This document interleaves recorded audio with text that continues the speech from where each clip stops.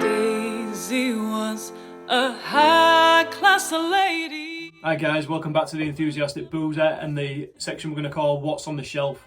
It's basically me recommending all my favourite spirits and liqueurs. We're going to have a look at some whiskies, some tequilas, some gins, and just have a little play about them really. We're going to make some cocktails, all the stuff that I would make at home, so we're going to make it as easy as possible as we can.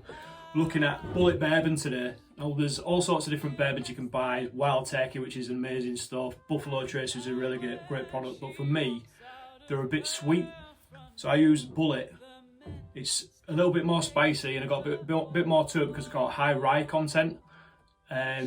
So if you're a whiskey drinker, as in like Scotch, it's maybe, if you're looking to try a bourbon, it's maybe a really good introduction to the category. We can make some really great drinks with it. We'll make old fashions with it. But what I'm going to do today is make a whiskey sour.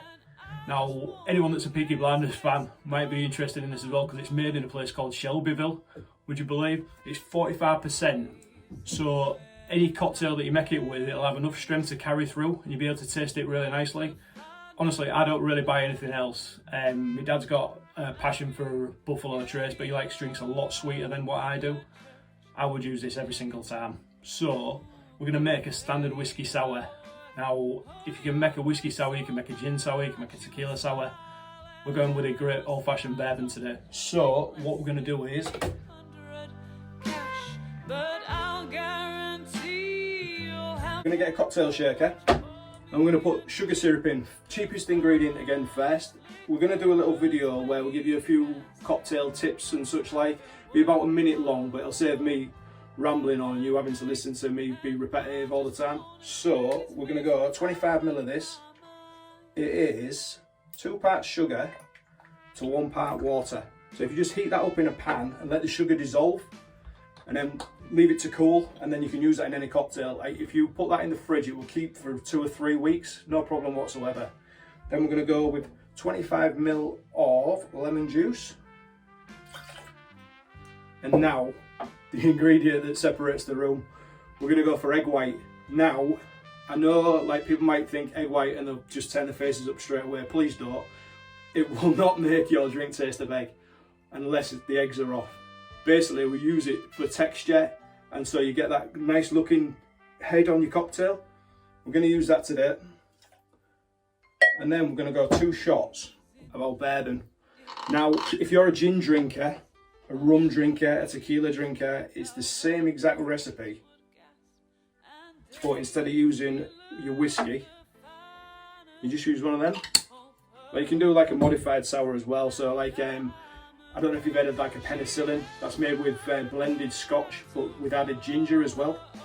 That's really good. So you should definitely check that one out. Right, so what we're going to do with this drink is first, we're going to give it a dry shake. So no ice whatsoever. It's just to emulsify the egg. If you're going to do it this way, make sure you give the top of your shaker a really good hard smack, because egg white has a tendency to go everywhere. No matter if you don't think there's any gaps whatsoever, there's a chance this could go all over me right now. Alright, so no, it was okay. 4 or 5 seconds just to emulsify that egg. Then we're going to give it a hard smack, and then we're going to fill our shaker with ice. We're going to shake it again.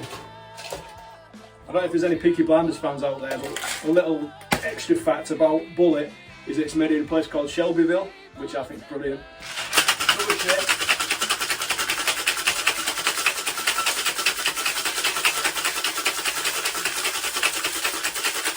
I'm going to give it a really hard shake just to get that egg white really nice and frothy.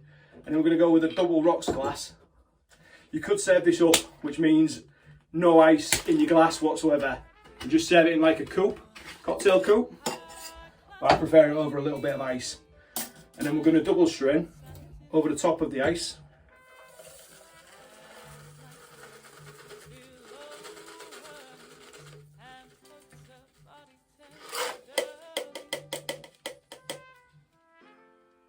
And that looks beautiful.